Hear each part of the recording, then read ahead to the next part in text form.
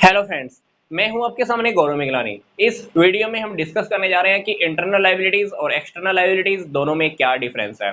तो ये टॉपिक समझने से पहले हमको ये जान लेना बहुत जरूरी है कि किसी भी बिजनेस को अच्छे से चलाने के लिए हमें फाइनेंस की जरूरत तो होती ही है। फाइनेंस बोले तो पैसा। अब बिजनेस ने क्या किया, कुछ अमाउंट रिसीव किया है, मान लो ओनर से, प्रोपराइटर से या बिजनेसमैन से, और कुछ पैसा रिसीव किया बाहर के लोगों से, क्योंकि ये तो अंदर के लोग हैं, क्योंकि ये कंपनी के मालिक हैं। तो मालिक ने जो पैसा बिजनेस में लगाया है उसको हम क्या बोलते हैं, कैपिटल बोलते हैं। और जो पैसा हमने बाहर के लोगों से लिया वो कैसा हो सकता है। For example, supplier. सप्लायर्स ने हमें गुड्स दी, हमने उनकी पेमेंट की 5 महीने के बाद। तो 5 महीने उन्होंने आपको पैसे की कहीं ना कहीं फैसिलिटी दी है।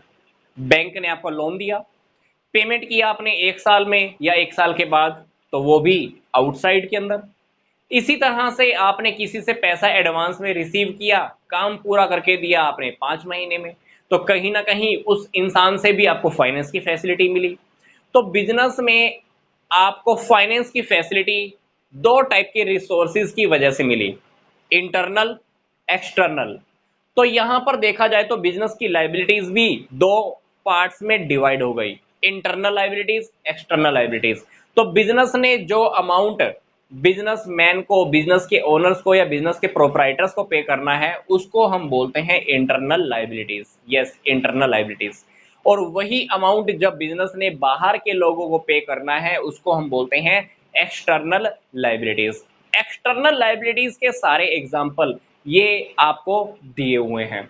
इंटरनल लाइबिलिटीज के अंदर दो ही एग्जांपल आने वाले हैं, पहला कैपिटल और दूसरा हम कह सकते हैं एक्यूमुलेटेड प्रॉफिट। वो प्रॉफिट जो बिजनेस इकट्ठा तो करता रहता है, वो प्रॉफिट अभी तक हमने बिजनेसमैन को, बिजनेस के ओनर्स को पे नहीं किए।